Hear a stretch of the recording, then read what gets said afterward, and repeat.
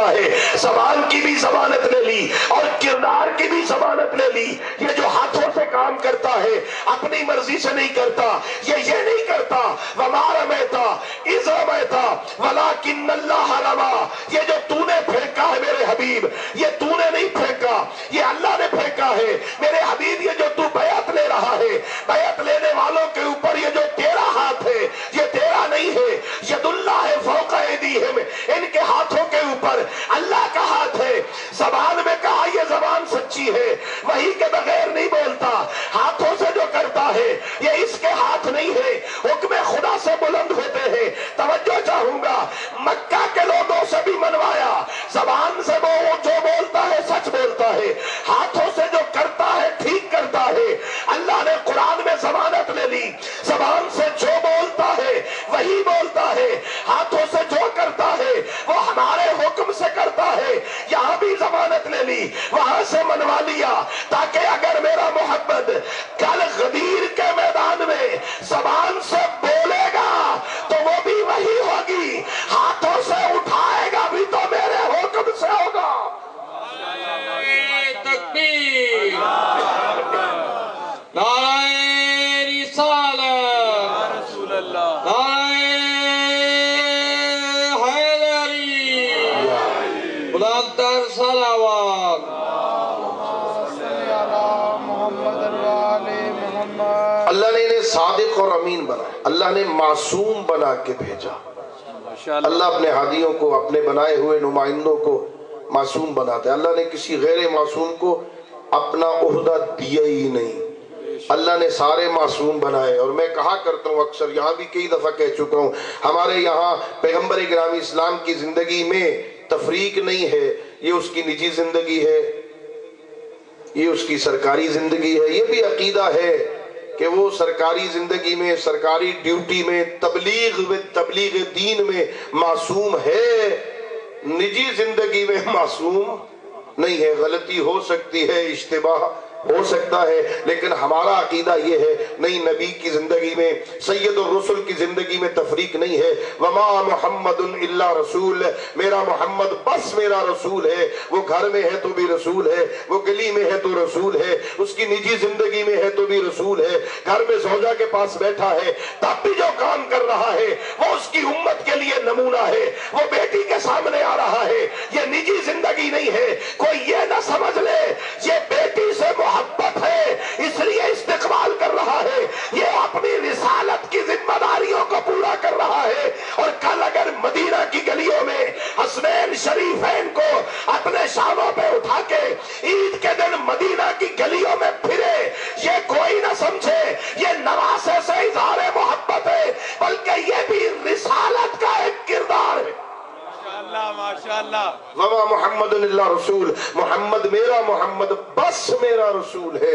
یہ جو بھی کرتا ہے رسالت کے کام انجام دیتا ہے, اس کی کوئی نجی زندگی نہیں. یہ سب کے سب ڈیوٹی میں رہتا ہے, سوتا ہے, پھرتا ہے, اٹھتا ہے, بولتا ہے, جو کرتا ہے یہ رسالت کی ذمہ داریوں کو ادا کر رہا ہے. کہیں لغزش نہیں, کہیں غلطی نہیں. اور اگر میری بات پر یقین نہ آئے تو کبھی کبھی پڑھا کرو قرآن مقدس کو, ضرور پڑھا کرو, ترجمے کے ساتھ پڑھا کرو, سمجھنے کی کوشش کیا کرو. جب مکہ کے مشرکوں نے پیغمبر گرامی اسلام سے پوچھا آپ جو اعلان نبوت کر رہے ہیں آپ کے پاس آپ کے نبی ہونے کی دلیل کیا ہے, تو آمنہ کے لال نے کہا لقد لبثت فیکم عمرا, میں نے تمہارے درمیان 40 سال زندگی گزاری ہے. اعلان نبوت سے پہلے کی 40 سالہ زندگی عام زندگی نہیں بلکہ میری نبوت کی دلیل ہے. ماشاءاللہ, ماشاءاللہ. وہ زندگی اگر اس ایک زندگی میں 40 سالہ زندگی میں جو اعلان نبوت سے پہلے کی زندگی ہے کوئی لغزش ہوتی تو کوئی تو مکہ کا مشرک کہہ دیتا کل تک آپ یہ کام کرتا رہا ہے, آج ہمیں منع کر رہا ہے. نہیں, کوئی ایک مکہ کا مشرک سامنے نہیں آتا, اعلان نبوت سے پہلے بھی معصوم ہے.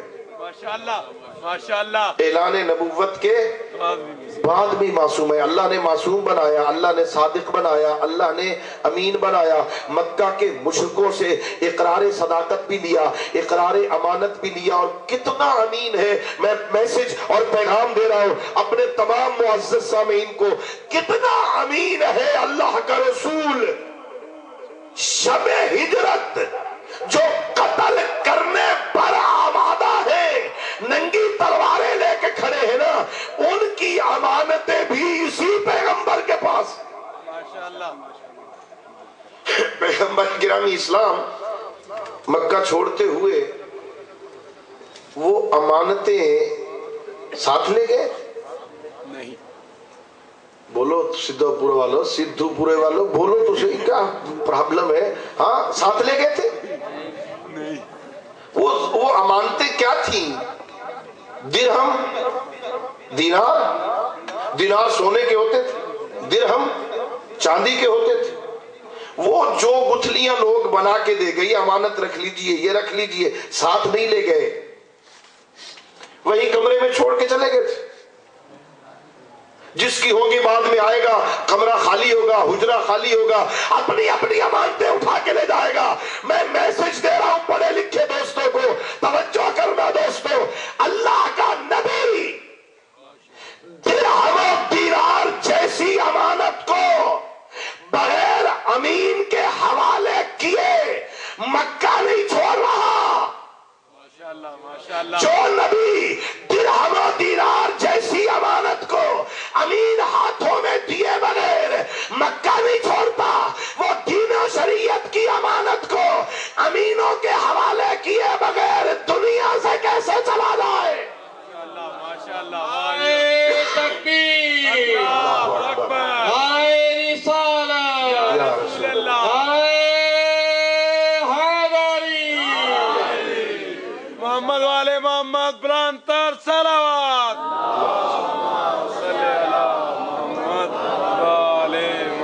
اللہ نے علم دے کے بھیجا, اللہ نے معصوم بنا کے بھیجا. علم بھی کتنا دیا, میں تو کبھی اس بحث میں پڑھتا ہی نہیں, میرے بس میں ہی نہیں ہے کہ ان کے پاس کون سا علم تھا, کون سا علم نہیں تھا, کیا جانتے تھے, کیا نہیں جانتے تھے.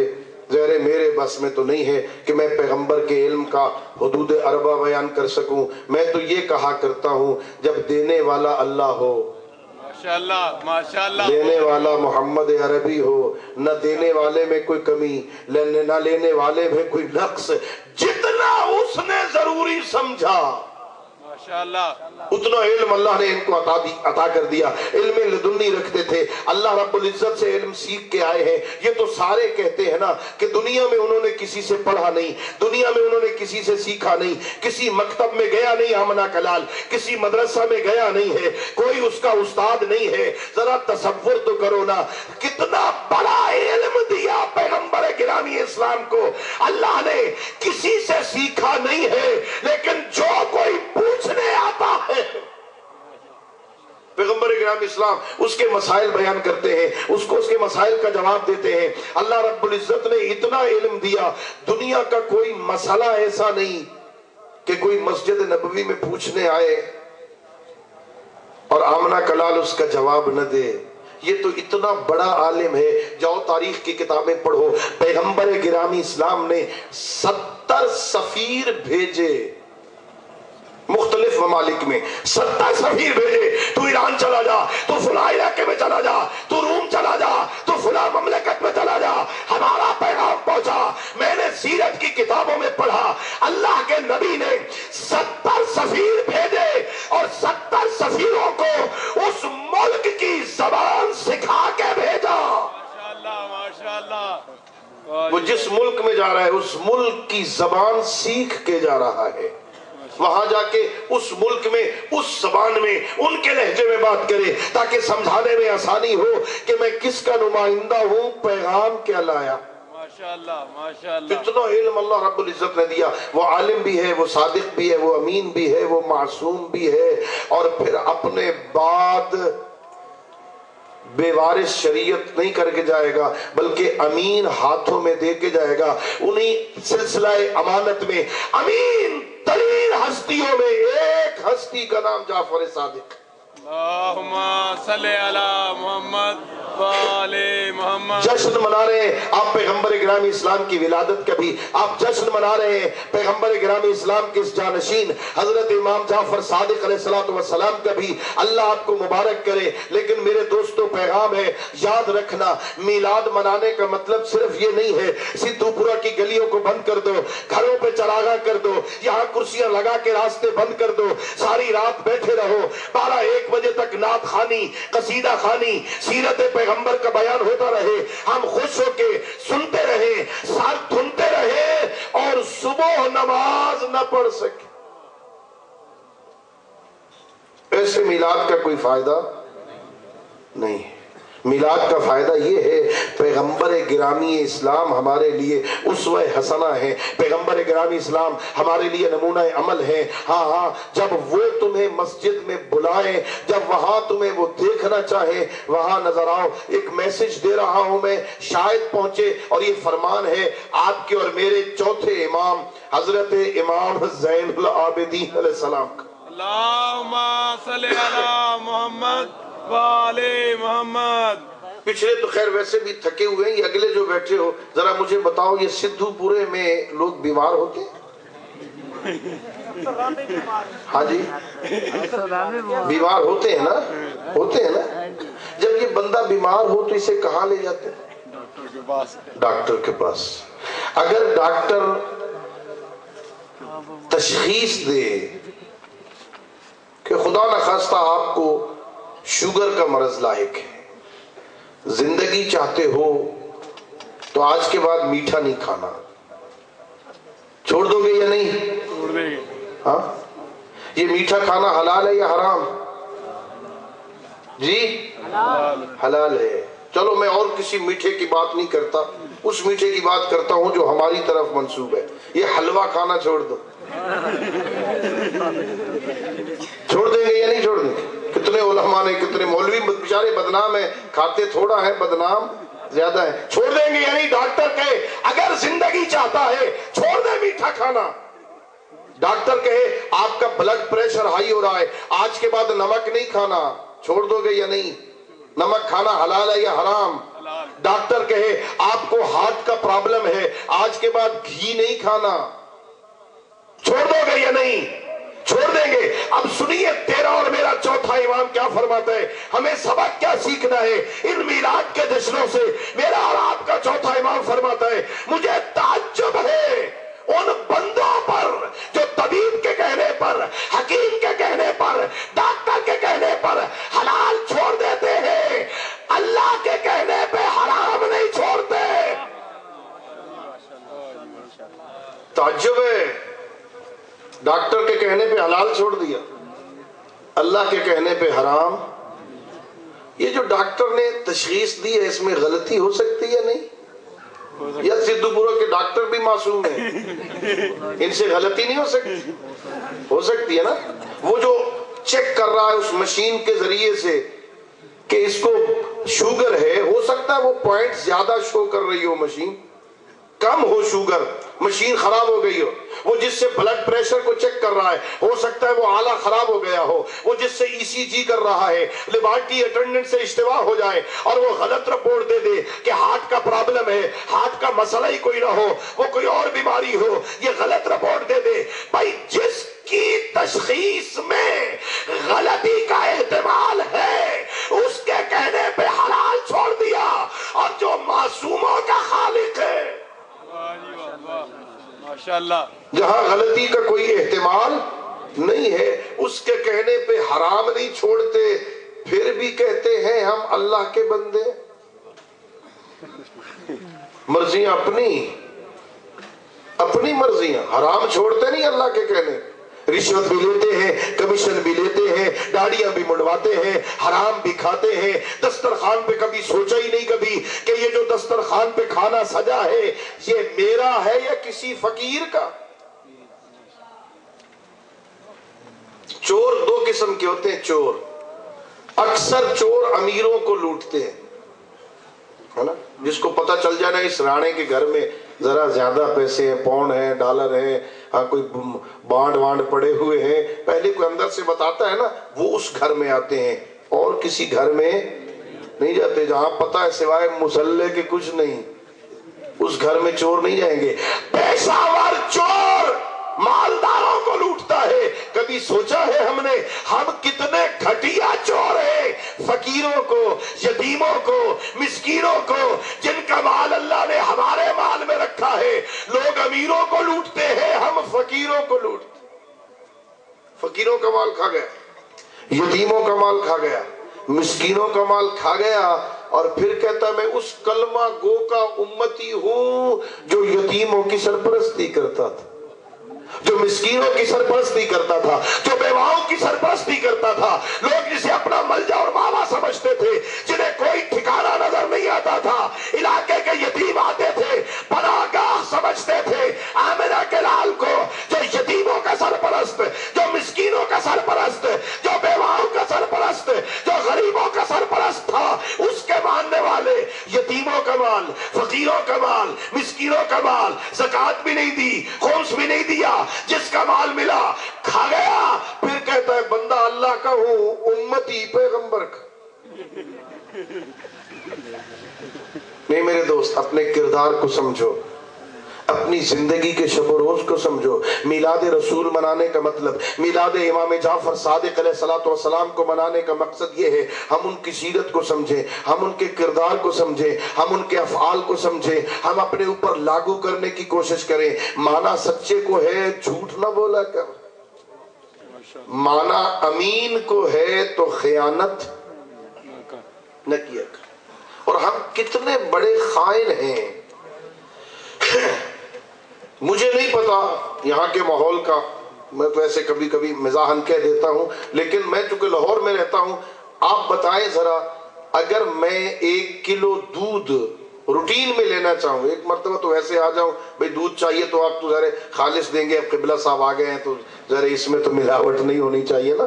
ہاں لیکن یہ جو بازار میں مل رہا ہے خالص دودھ ملتا ہے سیدھو یہ بازار میں جو بک رہا ہے، 1 پاؤ دودھ کے بھی امین نہیں ہم مسلمان۔ یہ جو 2 چھٹاک دال بیچ رہا ہے وہ صحیح تول کے دے رہا ہے؟ یہ کبھی پتی کے بارے میں سوچو نا، کتنا رنگ چڑھاتے ہیں اس پر۔ بھائی ہم کتنے ہیں امین ہے مسلمان، کلمہ گو ہے امین پیغمبر کے، ہم دودھ میں بھی امین نہیں، 1 چھٹاک تولنے میں امین نہیں۔ ہمیں قرآن تو کہتا ہے خبردار آپ تول میں کمی بیشی نہ کرنا، محمد عربی کے کلمہ گو ہو، تمہارا کردار کیسا ہونا چاہیے۔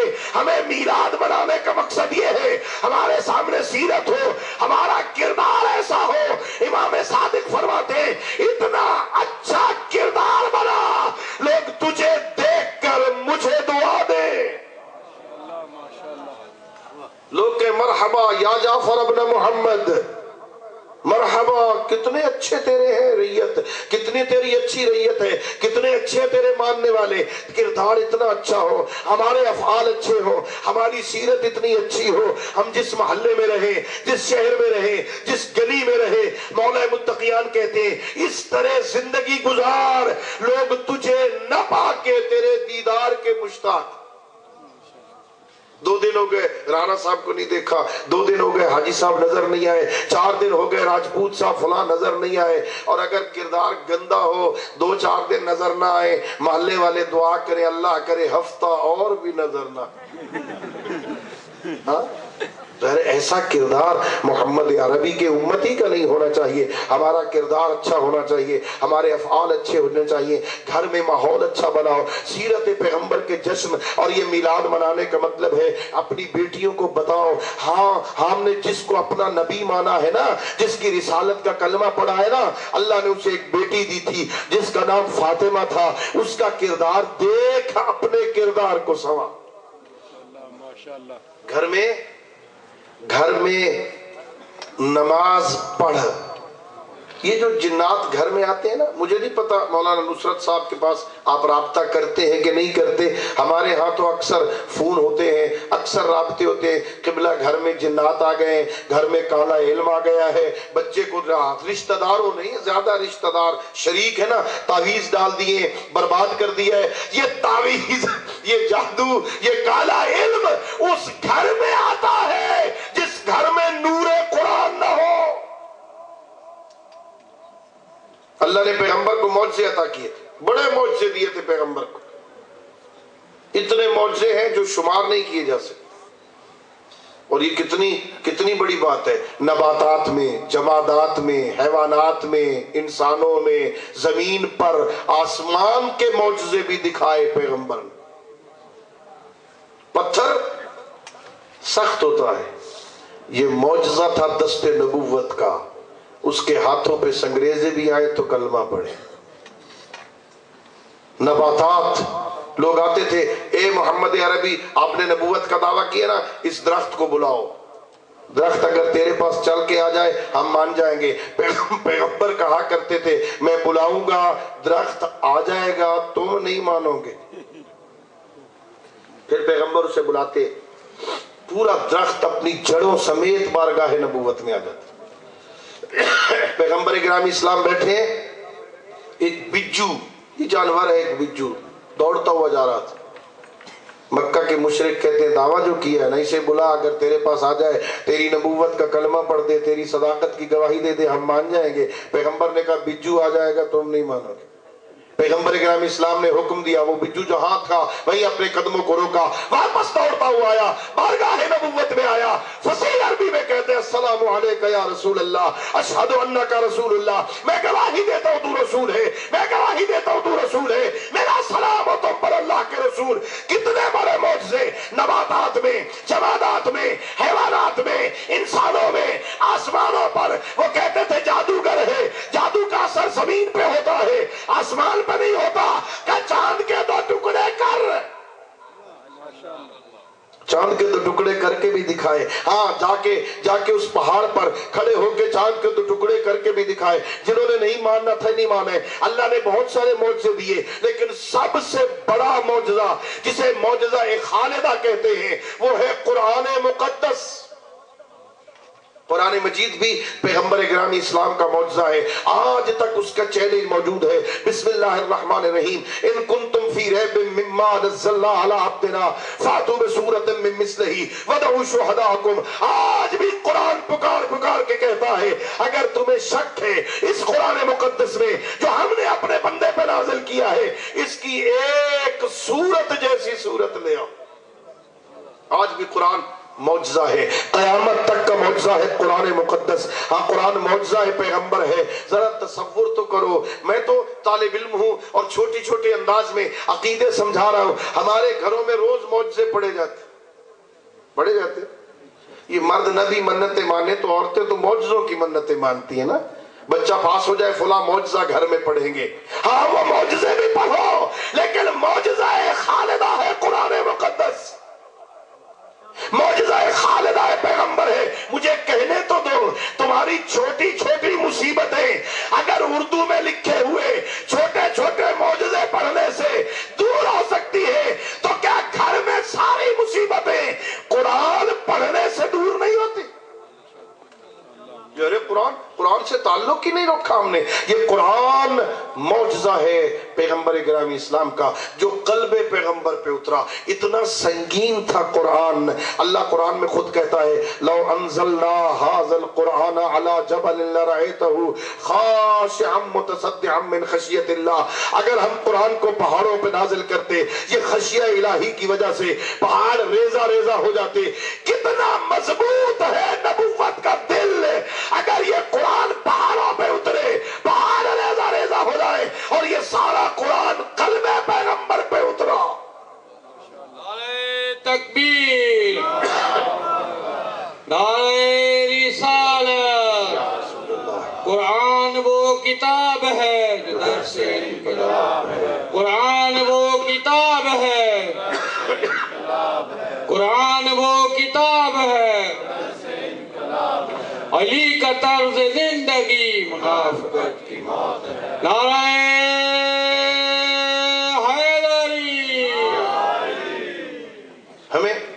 ہمیں پیغمبر کی اس امانت سے، پیغمبر گرامی اسلام کے اس معجزہ خالدہ سے لگاؤ رکھنے کی ضرورت ہے۔ قرآن کو پڑھیے، اپنے گھر میں قرآن مقدس کی تلاوت کیجیے۔ میرے سامنے ایسے لوگ موجود ہیں، مولانا بھی جانتے ہوں گے، ہاں ہمارے سامنے ہیں ایسی ہستیاں، آئمہ کے حالات زندگی میں تو ہے، جناب حمیدہ خاتون بھی یہ کیا کرتی تھی۔ یہاں پاکستان میں بھی ایسے نیک لوگ ہماری نظروں میں موجود ہیں جنہوں نے اپنی زندگی میں اپنی قبریں کھدوائیں، اپنی زندگی میں اپنی قبریں کھدوائیں، اور اپنی زندگی میں اپنے نام سے منسوب قبروں کی لحد میں اتر کر بیٹھ کے قرآن پڑھا۔